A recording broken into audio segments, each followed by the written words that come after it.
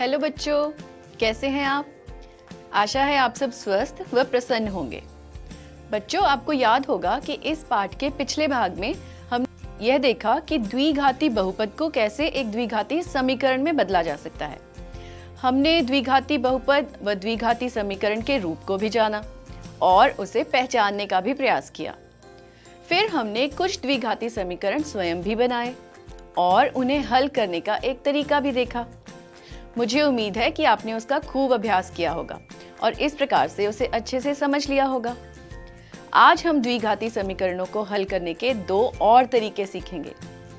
आमतौर पर इन तरीकों को बहुत कठिन समझा जाता है, लेकिन जब बच्चे इन्हें कर लेते हैं और इनका अभ्यास करते हैं, फिर वो जान जाते हैं कि ये हमारी सभी गणनाओं को बहुत ही आसान और छोटा बना देते हैं।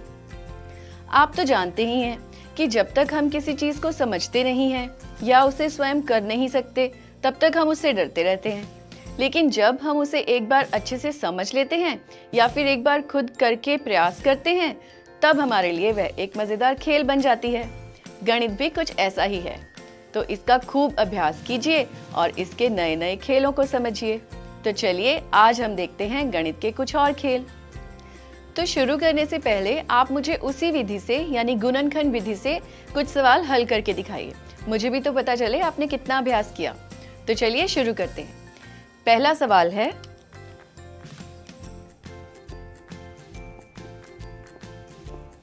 मुझे ऐसी दो संख्याएं ढूंढ कर दीजिए जिसका गुणनफल हो 324 और जिनकी जोड़ या घटा हो -45। गुणनखंड विधि के लिए हमें ऐसे ही दो संख्याओं की आवश्यकता पड़ती है। तो इसे हल करने के लिए आप क्या करेंगे? पहले हमें 324 के अभाज्य गुणनखंड बनाने होंगे। कुछ ऐसे 2 से भाग देने पर 1, 6, 2।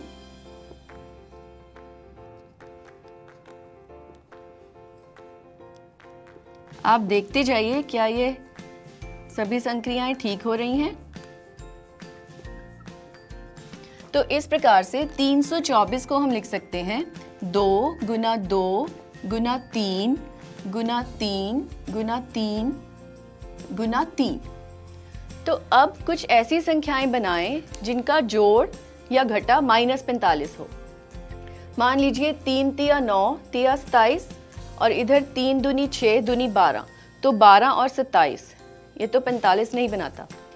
3 तिया 9, इधर 3 तिया 9 दूनी 18 दूनी 36, क्या यह बनाता है? 36 और 9,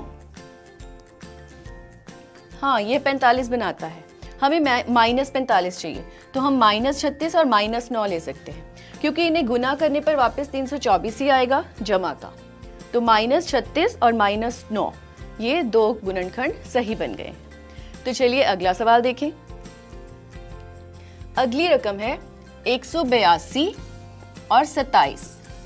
गुणनफल होना चाहिए 182 और जोड़ या घटा 27। तो चलिए 182 के अभाज्य गुणनखंड किए जाएं। 2 से भाग देने पर 91, 7 से भाग देने पर 13। तो हम 182 को लिख सकते हैं 2 गुना 7 गुना 13। अब जोड़ या घटा 27, उसके लिए 7 दूनी 14, तो 14 और 13, क्या ये 27 बनाता है? बिल्कुल, ये 27 बनाता है। तो हमारा उत्तर सही है। अगला प्रश्न भी कुछ ऐसा ही है, 182 और -27। मान लीजिए हमें 27 की जगह -27 चाहिए, तब क्या करेंगे? तब हम 14 और 13 इन दोनों को माइनस का ले लेंगे। -14 और -13, इन्हें जोड़ने पर -27 आएगा और गुना करने पर अभी भी 182, क्योंकि माइनस माइनस कटकर जमा बना देगा। मुझे आशा है कि इस चीज की समझ भी आपको आ चुकी है। तो चलिए आगे चलते हैं। तो पहला सवाल है 2x² जमा x माइनस 6। गुणनखंड विधि से हल करने के लिए हमें चाहिए AC और B। AC बराबर होगा 2 गुना -6 यानी -12 और B है यहाँ x। तो हमें दो ऐसी संख्याएं निकालनी है जिनका गुणनफल हो -12 और जिनका योग या फिर उनकी घटा हो 1। तो 12 के गुणनखंड कीजिए। ये बिल्कुल आसान है। 12 को हम लिख सकते हैं 2 गुना 2 गुना 3। तो बताइए कौन से दो गुणनखंडों से उनका योग 1 बन जाएगा?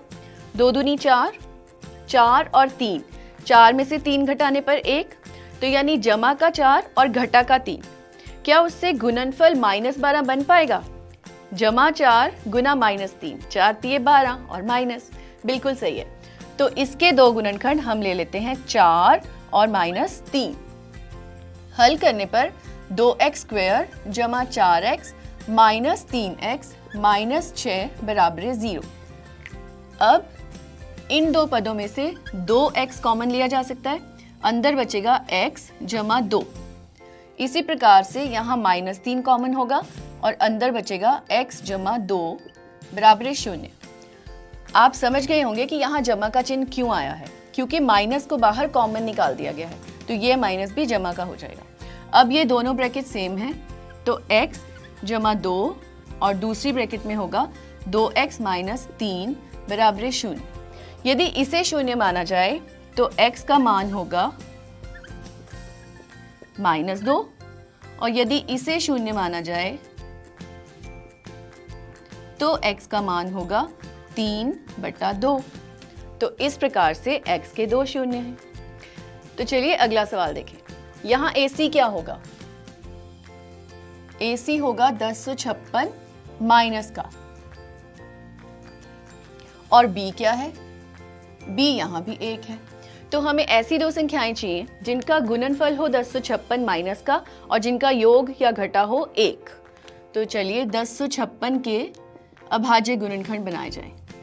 2 से भाग करने पर 528, फिर 2 से भाग करने पर 2, 6, 4, फिर 2 से भाग करने पर 1, 3, 2, फिर 2 से भाग करने पर 6 और 6, फिर 2 से भाग करने पर 33 और 3 से भाग करने पर 11। तो 1056 को लिख सकते हैं 2 गुना 2 गुना 2 गुना 2 गुना 2 गुना 3 गुना 11। तो अब दो संख्याएं ऐसी जिनका योग या घटा हो 1। 11 तिये 33, 33 दूनी 66, ये कुछ बड़ा हो जाएगा। तो 11 तिये 33, 2 दूनी 4, दूनी 8, दूनी 16, दूनी 32। तो 32 व 33, क्या इनका योग या घटा 1 बन जाएगा? बिल्कुल बन जाएगा। हमें जमा का 1 चाहिए, तो 33 माइनस 32, यानी जमा का 33 और माइनस का 32। तो हम इसे लिखेंगे 2x² जमा 33x माइनस 32x माइनस 528। आगे का हल आप स्वयं भी कर सकते हैं। चलिए हम करके देखते हैं। x, यहाँ x कॉमन आएगा तो 2x जमा 33 और यहाँ 16 कॉमन आएगा तो अंदर बचेगा 2x जमा 33। 2x जमा 33 बाहर निकालने पर x माइनस 16। यदि इस ब्रैकेट का मान 0 माना जाए तो x का मान होगा -33/2 और यदि इस ब्रैकेट का मान 0 माना जाए तो x का मान होगा 16। इस प्रकार से ये दो गुणनखंड बने। चलिए आगे चलते हैं। यदि अभी आपको ये गुणनखंड विधि थोड़ी मुश्किल भी लग रही है तो भी यदि आप अभ्यास करेंगे तो आपको इसमें भी मजा आएगा, लेकिन फिर भी कुछ बच्चों को ये भी पसंद नहीं आती। तो चलिए हम कुछ और देखते हैं। यहाँ देखिए, ये दो समीकरण हैं। आपको इनमें से किसे हल करना आसान लग रहा है? आप क्या समझते हैं कौन सा हल करना आसान होगा? इसे आप गुणनखंड विधि से आसानी से कर सकते हैं। इसके बहुत आसानी से दो ऐसे टुकड़े हो जाएंगे जिनका गुणनफल आ रहा है -5 और योग 4। अब इसे देखिए, ये दिखने में मुश्किल लग रही है। चलिए इसे हल करके देखते हैं। x जमा 2 का होल स्क्वायर, ये -9 है, इसे उधर ले जा सकते हैं, यह बन गया 9। अब ये इसका पूर्ण वर्ग है, क्यों ना इसे यूं का यूं उधर ले जाएं, वहां जाकर ये 9 का वर्गमूल हो जाएगा यानी कि 3। तो x जमा 2 है 3, ये जमा का भी हो सकता है माइनस का भी, तो अभी हम इसे जमा का मान लेते हैं। तो x बराबर होगा 3 - 2 बराबर 1 और यहाँ हम इसे माइनस का मान लेते हैं। तो यहाँ उत्तर होगा -3 -2, यानी x बराबर है -5। तो बताइए, है कुछ मुश्किल? असल में इसे हल करना बिल्कुल आसान था, क्योंकि यहाँ पूर्ण वर्ग है। यदि पूर्ण वर्ग को उस तरफ ले जाएं तो वह वर्गमूल बन जाता है और हमारा सवाल बहुत आसान हो जाता है। अब यदि इसको इसमें परिवर्तित करना हमें आ जाए तो सोचिए कि हमारा यह काम कितना आसान हो जाएगा। चलिए ऐसा करते हैं, इसे एक बार खोल कर देखते हैं। x जमा 2 का पूर्ण वर्ग -9 बराबर 0। यह a जमा b का होल स्क्वायर उस रूप का है। आपने ये सरसमीका पढ़ी होगी। a जमा b का होल स्क्वायर बराबर a स्क्वायर जमा 2ab जमा b स्क्वायर। इसी प्रकार से माइनस वाली भी है। a माइनस b का होल स्क्वायर बराबर a square minus 2ab plus b square. ऐसा है, तो चलिए इसे खोल देते हैं। यह बनेगा x स्क्वायर जमा 2 गुना x गुना 2 2ab जमा 2 का वर्ग, साथ में है -9 बराबर 0। तो इसे हल करने पर x स्क्वायर जमा 2 दूनी 4x जमा 2 का वर्ग करने पर भी 4 -9 बराबर 0। x स्क्वायर जमा 4x जमा 4 -9 यानी -5 बराबर 0। तो कुछ समझे? यहाँ देखो, ये और ये दोनों समीकरण असल में एक ही हैं। आपने देखा कि उत्तर वही आ गया, x स्क्वायर जमा 4x -5 बराबर 0। तो ये असल में दोनों समीकरण एक ही हैं, यानी हर द्विघाती समीकरण को इस रूप में भी लिखा जा सकता है। यदि हमें यूं लिखना आ जाए तो हल करना कितना आसान हो जाएगा। ये हम आसानी से कर सकते हैं। इसे हम कहते हैं पूर्ण वर्ग बनाने की विधि। तो आप सीखना चाहोगे? तो चलिए शुरू करें। तो चलिए बच्चों, हम यही उदाहरण ले लेते हैं।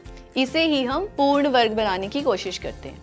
उसके लिए आपको इन दो सर्वसमीकाओं को याद रखना है, a जमा b का होल स्क्वायर और a माइनस b का होल स्क्वायर, क्योंकि इसका रूप ऐसा ही बनेगा।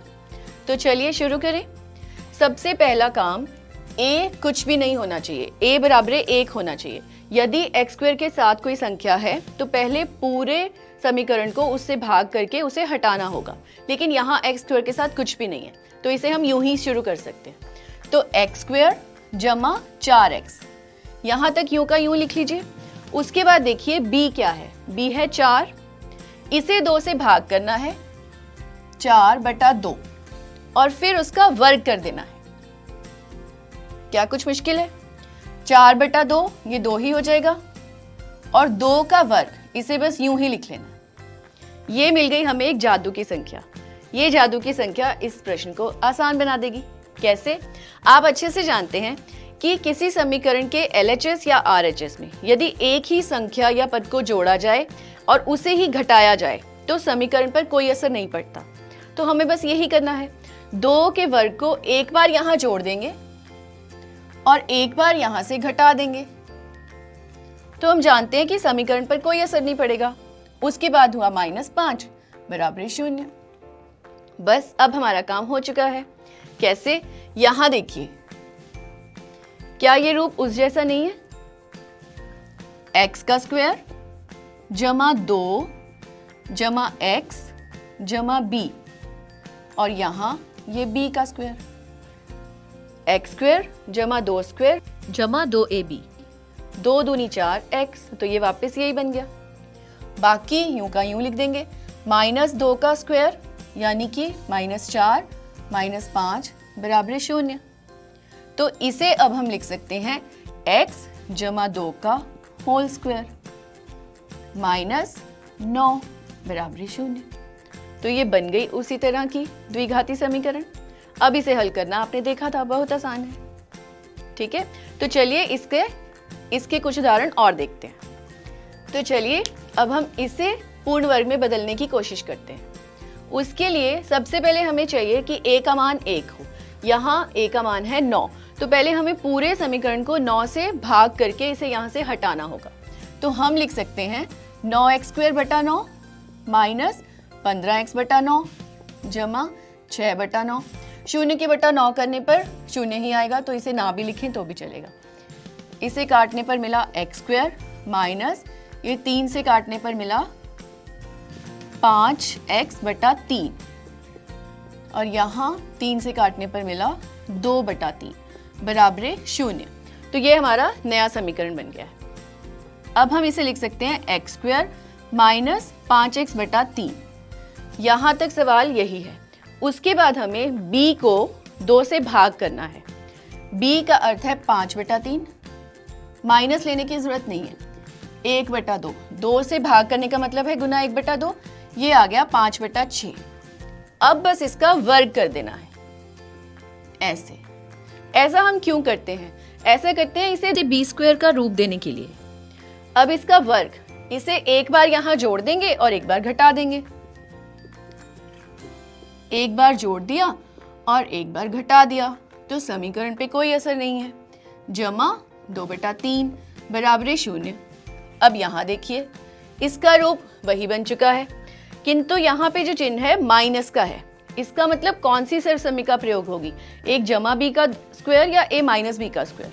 यहाँ a माइनस b का स्क्वायर वाला रूप बनेगा। तो इसे हम लिख सकते हैं x स्क्वायर माइनस 2 गुना x गुना 5 बटा 6 जो कि हमारा b है, जमा 5 बटा 6 का पूर्ण वर्ग।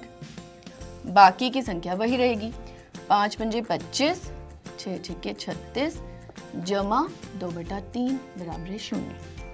तो अब यह बन गया a स्क्वायर जमा b स्क्वायर माइनस 2ab। तो इसे हम लिख सकते हैं x माइनस 5 बटा 6 का पूर्ण वर्ग। इन माइनस और जमा की संख्याओं को यदि बराबरी के उधर ले जाएं तो यह भी आसान हो जाएंगी।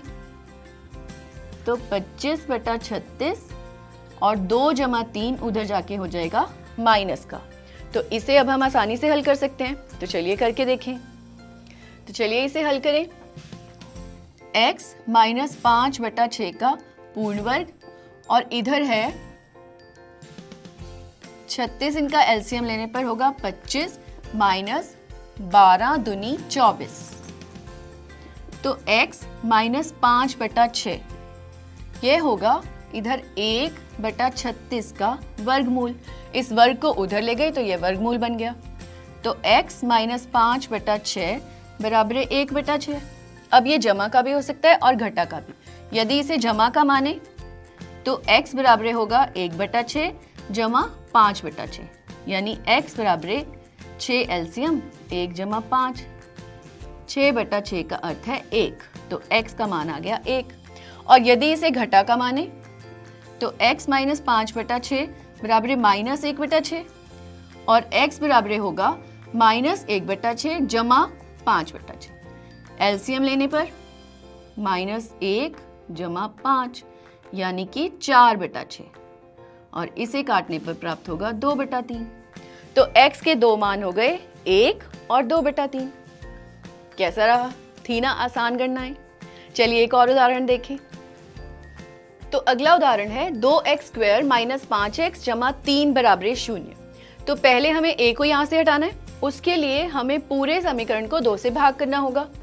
तो इसे हम लिखेंगे 2x स्क्वायर बटा 2 माइनस 5x बटा 2 जमा 3 बटा 2 बराबर 0 ही होगा। यहाँ से काटने पर हमें प्राप्त हुआ x स्क्वायर माइनस 5x बटा 2 जमा 3 बटा 2 बराबर 0। अब इन दो पदों को यूं का यूं लिख सकते हैं x स्क्वायर माइनस 5x बटा 2। अब हमें इस b को यानी 5 बटा 2 को इसे 2 से भाग कर देना है और उसका वर्ग कर देना है। तो 5 बटा 4 का वर्ग, इसे एक बार यहाँ जोड़ना है और एक बार घटाना है। जमा 5 बटा 4 का वर्ग माइनस 5 बटा 4 का वर्ग जमा 3 बटा 2 बराबर 0। अब देखिए क्या इसका रूप वही बन चुका है। x स्क्वायर माइनस 2 और a है x और b है 5 बटा 4 जमा 5 बटा 4 का वर्ग। यदि यह a है x और यह b है 5 बटा 4 तो 2 गुना a Guna b, 2 Guna x गुना 5/4, 2 से ये कट जाएगा और बचेगा 5/2x, यही रूप निकल आएगा। तो अब हम इसे a जमा b या a माइनस b, ध्यान से देखिए यहाँ कौन सा चिन्ह है, यहाँ घटा का चिन्ह है, तो कौन सा रूप बनेगा, a minus B whole square बराबर है a स्क्वायर माइनस 2ab जमा b स्क्वायर, तो ये वह रूप बनेगा। और बाकी की रकम वैसे की वैसे। तो अब हम इसे लिख लेंगे x माइनस 5/4 का पूर्ण वर्ग बराबर, इसे उधर ले जाते हैं तो माइनस वाला उधर जाके हो जाएगा जमा, और 5 पंजे 25 और 4 चौके 16, उधर माइनस 3/2। तो चलिए इसे भी हल कर लेते हैं। तो चलिए x माइनस 5/4 का पूर्ण वर्ग बराबर होगा, यहाँ पर एलसीएम लेने पर 16, 25, 2 से भाग करने पर 8, 8 3 24। तो x माइनस 5/4 का वर्ग होगा 1/16, वर्गमूल करने पर x माइनस 5/4 बराबर 1/16 का वर्गमूल, और ये होगा x माइनस 5/4 बराबर 1/4, 4 चौके 16। यदि इसे जमा का माने तो x का मान होगा 5 जमा 1 बराबर 6/4, यानी 3/2। और यदि इसे माइनस का माने तो x का मान होगा 5 माइनस 4, 5 माइनस 1 यानी 4/4 बराबर 1। तो x के दो मान आ गए 3/2 और 1। कैसा था? कुछ बच्चों को यह भी पसंद नहीं आता, तो उनके लिए एक और तरीका है, उसे हम कहते हैं डिस्क्रिमिनेंट मेथड यानी विविक्त कर। चलिए उसके बारे में जानें। तो चलिए अब हम देखते हैं अगला तरीका, जिसे हम द्विघाती सूत्र भी कहते हैं। यदि यह सूत्र में यहाँ एक्सप्लेन करने लगो तो पूरा बोर्ड भर जाएगा और आप सब डर जाएंगे, तो ऐसा करते हैं हम उसे छोड़ते हैं, आप सिर्फ यहाँ देखिए। x बराबर माइनस बी जमा और घटा वर्गमूल d बटा 2a। चलिए एक एक करके ढूंढते हैं, शायद कुछ डराने वाला मिले। x बराबर ये सब है, इसका मतलब है कि x का हमें सीधा मान ही मिलेगा, कुछ गुणनखंड नहीं, कोई और संक्रियाएं नहीं, सीधा x का मान मिलेगा, तो यह तो अच्छी बात है। माइनस b, क्या आप किसी द्विघाती सूत्र में b को पहचान सकते हैं? बिल्कुल, x का गुणांक b होता है, और माइनस b बनाना क्या कठिन है, उसी b के आगे माइनस लगा देंगे तो माइनस b बन जाएगा। अब है जमा और घटा और वर्गमूल d में आपको बताती हूँ क्या है, पर ये जमा और घटा, क्या ये दो चिन्ह एक साथ देखकर डर लगता है? क्यों? हम जानते हैं कि किसी भी संख्या का वर्गमूल किया जाए तो उसके दो उत्तर होते हैं, एक जमा वाला और एक घटा वाला। 4 का वर्गमूल करेंगे तो वह 2 भी हो सकता है, 2 गुना 2 भी 4, और -2 भी हो सकता है, -2 गुना -2 वह भी 4।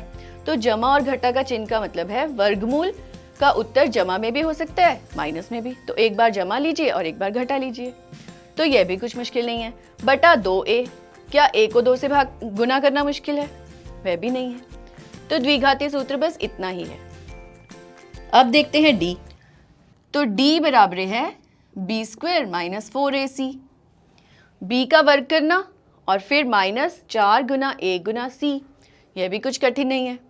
तो चलो ऐसा करते हैं, हम कुछ सवालों को हल करके देखते हैं, शायद हल करना मुश्किल होगा। तो चलिए देखें। तो हम अपना द्विघाती सूत्र पहले वहां लिख लेते हैं। ये कहता है कि x बराबर माइनस b जमा और घटा d का वर्गमूल बटा 2a, और d का मान है b स्क्वायर माइनस 4ac। तो अब इसे हल करते हैं। इसमें a क्या होगा? a होगा 2, और b क्या होगा? -7, और c कितना है? 3। चलिए इन मानों को उस सूत्र में भर कर देखें। x बराबर माइनस b जमा घटा वर्गमूल d बटा 2a। उसके लिए हमें पहले d चाहिए, तो d का मान होगा b square minus 4ac। b है -7, -7 का वर्ग, -4 गुना a है 2 और c है 3।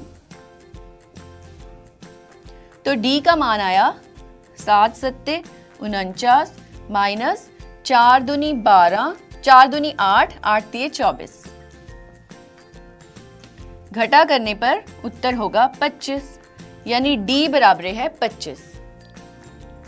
यदि D का मान एक पूर्ण संख्या हो, यानी शून्य हो या शून्य से बड़ा हो, यानी धनात्मक हो, तो x के 2 मान निकलेंगे। और यदि D घटा का आ जाए, यानी ऋणात्मक आ जाए, तो इसका मतलब है उस समीकरण का कोई भी हल, वास्तविक हल नहीं मिलेगा। यहाँ पर हमारा D 25 आ गया है, जो कि एक पूर्ण संख्या है, तो इसका मतलब है इस समीकरण के 2 हल निकलेंगे। तो चलिए करके देख सकते हैं। x बराबर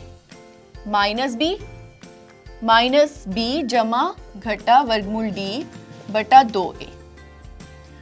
b का मान है -7, तो माइनस बी का कितना होगा, एक माइनस और लग जाएगी, जमा घटा D का मान आया 25, तो 25 का वर्गमूल बटा 2 गुना a का मान था 2। 7 माइनस का है, उसे फिर से माइनस से गुना करने पर आ जाएगा 7। 25 का वर्गमूल करने पर उत्तर आएगा 5। मान लीजिए कि ये जमा का है, बटा 2 दूनी 4, तो उत्तर होगा 7 और 5 12 बटा 4, यानी कि 3। और यदि मान लिया जाए कि ये 5 ऋणात्मक है, तो हम लिखेंगे 7 माइनस 5 बटा 4, यानी 2 बटा 4। कट के बनेगा 1 बटा 2, तो x का दूसरा मान आ गया 1 बटा 2। तो कहिए क्या मुश्किल थी। आगे चलें। तो हमारा अगला उदाहरण है 4x स्क्वायर जमा 4 वर्गमूल 3x जमा 3 बराबर 0। इस वर्गमूल 3 से डर तो नहीं लग रहा? चलो करके देखते हैं। तो यहाँ a का मान होगा 4, b का मान होगा 4 वर्गमूल 3 और c का मान होगा 3। अब हमें चाहिए सबसे पहले d बराबर है b स्क्वायर माइनस 4ac। तो यहाँ b कितना है, b है 4 वर्गमूल 3, इसका हम वर्ग कर देंगे, -4 गुना a है 4 और c है 3। तो इसे इस प्रकार से लिख सकते हैं। अब यहाँ वर्गमूल 3 का वर्ग हो जाएगा, तो बन जाएगा 3। तो हो गई ना मुश्किल आसान। 4 चौके 16 और 16 तिये 48, माइनस यहाँ भी 4 चौके 16 और 16 तिये 48, तो 48 माइनस 48 उत्तर आ गया 0। हम जानते हैं कि यदि d का मान कोई पूर्ण संख्या हो तब इसके 2 हल निकलते हैं। यदि इसका उत्तर 0 है तो देखते हैं हल कैसे निकलते हैं। चलिए करके देखें। x बराबर है -b जमा घटा वर्गमूल d बटा 2a माइनस b का मान है 4 वर्गमूल 3, तो ये माइनस का हो गया, जमा और घटा d का मान है 0, तो उसका वर्गमूल भी 0 होगा। एक बार जमा का 0, एक बार घटा का 0, मतलब तो एक ही है। और 2 गुना a का मान है 4, तो हमारा उत्तर आया -4 वर्गमूल 3 बटा 4 दूनी 8। इसे यूं काट दें तो उत्तर होगा माइनस वर्गमूल 3 बटा 2। और यदि 0 को माइनस का ले लें तब क्या होगा, -4 वर्गमूल 3, इस बार माइनस का 0 है, कोई फर्क नहीं पड़ेगा, बटा 8, और यूं ही काटने पर माइनस वर्गमूल 3 बटा 2। उत्तर यही होगा। तो इसका अर्थ है यदि d का मान 0 आ जाए तो दोनों हल समान होते हैं, एक जैसे 2 हल प्राप्त होते हैं। ठीक है, तो चलिए एक और उदाहरण देखें। आशा करती हूँ आपको ये समझ आ गया होगा और इसमें कोई कठिनाई भी नहीं है, कोई गुणनखंड नहीं है, कुछ भी नहीं है, सीधा x का मान मिल जाता है। तो चलिए एक और उदाहरण देखें। तो हमारा अगला उदाहरण है 4x स्क्वायर जमा 3x जमा 5। इसे यदि गुणनखंड विधि से करने लगेंगे तो हो ही नहीं पाएगा, हम बैठे ही रह जाएंगे। तो चलिए इसे इसी विधि से करके देखते हैं। सबसे पहले हमें चाहिए d बराबर है b स्क्वायर माइनस 4ac। यहाँ a है 4 और b है 3 और c है 5। तो चलिए मान भर के देखें। d बराबर है b का वर्ग 3 का वर्ग माइनस 4 गुना a है 4 और c है 5। 3 का वर्ग करने पर 9 माइनस 5 चौके 20 और 20 चौके 80। तो यहाँ d का मान आ गया -71। जो कि एक ऋणात्मक संख्या है। हम जानते हैं कि यदि d का मान पूर्ण संख्या हो, यानी शून्य हो या कोई धनात्मक संख्या हो, तब हमें उस समीकरण के हल मिलते हैं, 2 हल मिलते हैं। किंतु यदि d का मान हो ऋणात्मक, तो यानी उस समीकरण का कोई हल प्राप्त नहीं होता, यानी इस समीकरण का कोई हल नहीं है। तो बस हमें यही रुक जाना है। हो गया हमारा सवाल। ठीक है, तो अब मैं आपको दिखाती हूँ वह सूत्र जिससे आप अक्सर देखते हैं और जिससे आप डर भी जाते हैं। चलिए एक बार उसे भी देखें। वह सूत्र कहता है, द्विघाती सूत्र, कि x बराबर होगा -b जमा घटा वर्गमूल b² - 4ac बटा 2a। ये पहला हल है, सिर्फ जमा। और दूसरा हल होगा -b माइनस वर्गमूल b² - 4ac बटा 2a। ये दूसरा हल है। यहां भी यदि b² - 4ac बड़ा है 0 से, तो इसके 2 भिन्न हल प्राप्त होंगे। 2 भिन्न हल। यदि b² - 4ac है 0 के बराबर, तो 2 समान हल प्राप्त होंगे। और यदि b² - 4ac है 0 से कम, यानी ऋणात्मक है, तो कोई हल प्राप्त नहीं होगा। कोई हल प्राप्त नहीं होगा। अब बताइए, क्या आप इसे समझते हैं? बिल्कुल समझते हैं, हमने भी तो यही किया। b² - 4ac का अर्थ क्या है? d। तो पहले हम d का मान निकालते हैं और उसे इसी सूत्र में भरते हैं। देखिए, -b जमा घटा वर्गमूल d बटा 2a। इस प्रकार से लिखने से पूरा बोर्ड भर जाता है और उससे हमें बहुत मजा आता है। तो ठीक है, तो चलिए अब कुछ प्रश्न उत्तर। पहला प्रश्न है, ax² जमा bx जमा c बराबर 0। यह एक द्विघाती समीकरण का मानक रूप है यदि a is not equal to 0, यानी a 0 के बराबर नहीं है। सही या गलत? बिल्कुल सही। द्विघाती समीकरण को रैखिक समीकरण भी कहा जा सकता है। क्या द्विघाती समीकरण को रैखिक समीकरण कह सकते हैं? नहीं कह सकते, क्योंकि रैखिक समीकरण की सबसे बड़ी घात 1 होती है, जबकि द्विघाती समीकरण की सबसे बड़ी घात 2 होती है। अगला प्रश्न, प्रत्येक द्विघाती समीकरण के 2 भिन्न वास्तविक मूल होते हैं। सही या गलत? गलत। हमने अभी देखा, यदि विवितकर का मान यानी d का मान ऋणात्मक हो, तो ऐसे समीकरण का कोई भी वास्तविक मूल नहीं होता। यदि उसका मान 0 हो, तो ऐसे समीकरण के 2 समान हल होते हैं। और यदि उसका मान 0 से बड़ा हो, यानी धनात्मक हो, तो उसके 2 भिन्न वास्तविक हल होते हैं। विविक्तकर या d बराबर b² - 4ac। सही या गलत? बिल्कुल सही। किसी भी चर या अचर का वर्गमूल करने पर एक उत्तर प्राप्त होता है। सही या गलत? गलत। किसी भी चर या अचर का वर्गमूल करने पर 2 उत्तर प्राप्त होते हैं, एक ऋणात्मक और एक धनात्मक। किसी भी बहुपद में कोई एक संख्या या पद जोड़ने पर वही संख्या या पद घटा देने पर बहुपद वही रहता है। यह बिल्कुल सही है।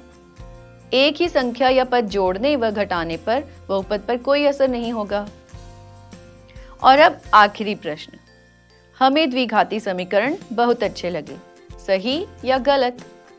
बिल्कुल सही। तो बच्चों, ये था हमारा द्विघाती समीकरण। इसका खूब अभ्यास कीजिए और कुछ उलझाने वाले प्रश्न बनाकर खेल भी खेलिए। आपको बहुत मजा आएगा। और हम अब मिलेंगे अगले पाठ में। धन्यवाद।